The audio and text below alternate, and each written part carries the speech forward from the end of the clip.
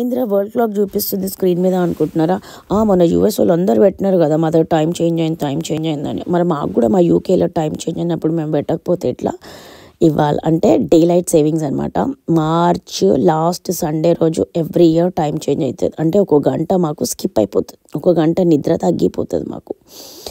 అదేంటి అంటారా? ఇప్పుడు చూడండి 12:59 అవుతుంది కదా, లాజికల్గా అయితే 1 కావాలి కదా, కాదు, ఎందుకంటే స్కిప్ అయిపోయింది టైం మాకు. రేపటి నుంచి మాకు మంచి రోజులు వస్తున్నాయి.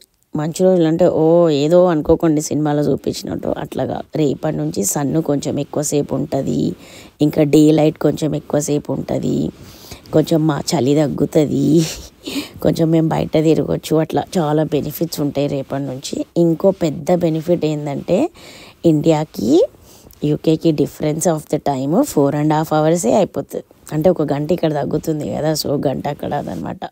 చూసిరా 2 అయిపోయింది. మ్యాజిక్. ఇట్లాంటి ఇండియాలో అయితే కావు, బయట కంట్రీస్లో మాత్రమే అవుతాయి. సో మీకు అందరికి కూడా తెలియాలి కదా అని చెప్తున్నా. ఐటీ వాళ్ళకి ఆల్రెడీ తెలిసి ఉంటుంది. దిస్ ఇస్ జస్ట్ ఫర్ వేరే వాళ్ళ కోసం.